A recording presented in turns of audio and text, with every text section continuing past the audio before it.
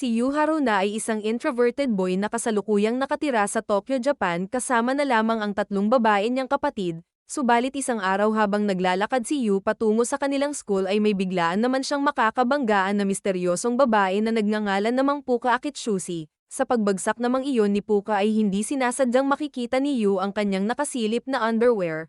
Inakala naman ni Puka na kinuhaan pa siya ng larawan ni Yu kaya kinuha niya ang phone nito at sabay na hinagi sa daanan. Matapos noon ay sinampal pa niya ang kawawang lalaki at sabay sabi ng pervert daw kasi ito.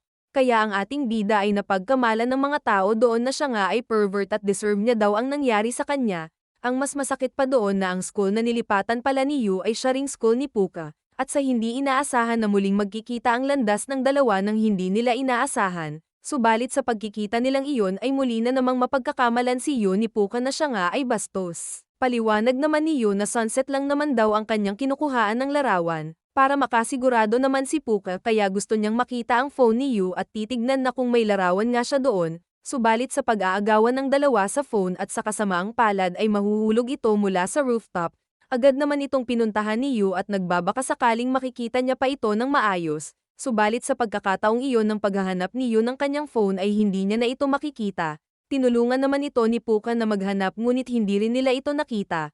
Matapos noon sa hindi inaasahan ng dalawa na sila rin pala ay magiging magkaklase, habang pauwi na sana si Yu ay makikita niya naman si Puka na tila ba pinipilit ng lalaki na sumama sa kanya. Gusto na lang naman sana ni Yu na huwag nang pakialaman si Puka ngunit nang ibabaw pa rin sa kanya ang kagustuhang tulungan ito. Nang makalapit na siya sa dalawa ay agad itong sumigaw sa lalaki at sambit dito na huwag nga daw pilitin si Puka na sumama sa kanya kung ayaw naman ito. Sambit naman ng lalaki kay Yu na hindi niya naman daw hinaharas si Puka. Gusto niya lang daw ito na isali sa kanilang track team dahil athletic daw kasi ito, subalit ayaw naman ni Puka na sumali sa track team dahil may iba siyang gusto. Sa mga nalamang iyon ni Yu ay lubos ang kanyang naging hiya dahil sa maling akala nga nito. Subalit habang nagpapalipas ng kahihiyang ginawa si Yu at sa di niya inaasahan na lalapitan siya ni Puka at ibibigay sa kanya nito ang phone na kanyang nawala, nagpasalamat na rin ang babae kay Yu dahil binalik nga sa kanya nito ang CD na kanyang nahulog noong nagkabanggaan silang dalawa sa daanan, nang muling nakatambay naman si Yu sa rooftop ng kanilang school habang may hawak na movie ticket na bigay ng kanyang ate ay makikita rin siya doon ni Puka. Nang makita naman siya nito na may hawak ng ticket ay tila labis itong nasabik. Sobrang number 1 fan daw siya kasi ng babaeng song artist na kumanta sa theme song ng movie, kaya napagpasyahan ng dalawa na sila nga ay pumunta ng magkasama. Ngunit sa lugar na napagkasunduan ng dalawa para mag-meet up ay tila ang dalawa ay naghihintayan ng hindi naman nagkakakitaan, naisip na lang tuloy ni Yu na hanapin si Puka sa paligid ng lugar ng kanilang napagkasunduan, habang si Puka naman ay ginawa nito na umakyat sa mataas na pwesto at paulit-ulit na sinisigaw ang pangalan ni Yu. Kaya dahil doon ay narinig siya ng lalaki at agad rin siyang pinuntahan nito, kaya sa mga pagkakataong iyon ay tuluyan na ring nakapunta ang dalawa sa sinehan para manood. Matapos noon ay labis ang pasasalamat ni Puka kay Yu at pabiro pa nitong sambit na masaya daw siya sa naging date nilang dalawa. Sa muling pagpasok naman ni Yu sa school ay makikita niya si Puka na tila umiiyak ito at parang may problema. Nakita ni Yu ang kaklase nilang si Nico at naisip niya na baka gusto ito ni Puka ngunit parang may mali. Sikat at famous rin kasi si Nico sa mga babae sa kanilang school kaya naisip ni Yu na baka nga nasasaktan si Puka sa dahilang maraming nagkakagusto sa tao na gusto rin nito. Subalit di kalaunan ay malalaman din ni Yu na si Nico ay malabong magkagusto kay Puka dahil hindi raw siya interesado sa mga babae. Napag-alaman din doon na kaya umiiyak si Puka ay dahil pinapakinggan nito ang paborito niyang song artist na si Kayuka. Ngunit ang song artist na matagal na palang idol ni Puka ay siya rin palang kaibigan ni Yu at kanya ring kababata, at nang minsang nakausap ni Yu si Kayuka ay iniimbitahan naman siya nito na pumunta daw sa concert nito na gaganapin sa susunod na araw. Sambit naman ni Yu kay Kayuka na mayroon na daw siyang ibang plano na gagawin kasama naman si Puka. Ayos lang naman iyon kay Kayuka at ang mahalaga sa kanya ay muli silang nagkausap ni Yu matapos ang mahabang panahon. Nang tuluyan naman ang natuloy ang lakad ni Puka at hindi alam ni Yu na concert din pala ni Kayuka ang kanilang pupuntahan, ang hindi alam ni Puka na ang song artist na idol niya ay matagal naman na palang kakilala ni Yu. Sa unang concert namang iyon ni Kayuka ay tila kabado pa ito sa harap ng maraming tao. Subalit sa hindi niya inaasahan na naroon din pala ang kaibigan niyang si Yu kaya nang makita niya ito ay biglang nawala naman na ang kanyang kaba. Matapos noon habang pauwi na ang dalawa at natanong ni Yu si Puka na ano daw ba talaga ang pangarap nito, Sambit ni Puka na matagal niya na raw gusto ang gumawa ng sariling kanta, hindi lang daw siya sigurado na kung magugustuhan din raw ba ng iba ang kanyang pagkanta.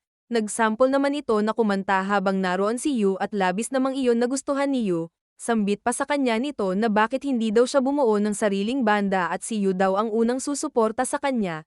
Kaya sa mga nasabing iyon ni Yu mula kay Puka ay napagpasyahan nito na bumuo na nga ito ng sarili niyang banda at tuparin na ang matagal niya ng pangarap na kumanta. Ngunit ang banda na kanyang naisip na buuin ay sinama niya si Yu upang maging bass guitar at iba pa nilang mga kaklase na may alam din sa music. At dahil paumpisa na rin ang summer break nila kaya napagpasyahan nila na pumunta sa seaside. Para naman makalipon ng pera pangbili ng kanilang mga gagamiting instrumental ay nagkanya-kanya na rin muna sila ng part-time job. Hindi naman magiging madali para kay Yu ang mga gagawin nila ngunit hindi siya pinababayaan ni Puka. Matapos ng trabaho nilang iyon ay napagpasyahan ng dalawa na maglibang muna sa dagat. Hindi naman ini-expect ni Yu na sa unang pagkakataon sa kanyang buhay ay may makakasama siyang napaka-sexing babae. Habang nasa kalagitnaan naman na ng dagat ang dalawa ay hindi pa rin makapaniwala si Yu na ang babaeng nagugustuhan niya na ay halos dalhin na nga siya sa langit, ngunit hindi napansin ng dalawa na medyo napalayo na pala sila kaya nagbalak na silang bumalik sa pangpang. Bigla namang nahulog si Puka at tila pinulikat ito at hindi na makasisid. Sinagip naman ito ni Yu ngunit matapos noon ay siya naman ang muntik ng malunod. Agad namang siyang sini-PR ni Puka at sa awa ng Diyos ay muli itong nagkaroon ng malay. Labis naman ang naging pangamba ni Puka at inakalang mamamatay na nga si Yu. Samantala habang magpapahinga naman na sana si Yu at sa hindi niya inaasahan na biglang magme-message sa kanya si Kiyuki. Gusto nito na magkita daw sila ng sandali dahil malapit lang naman daw ang lugar ni Kiyuki na kung saan naroon nga rin si Yu.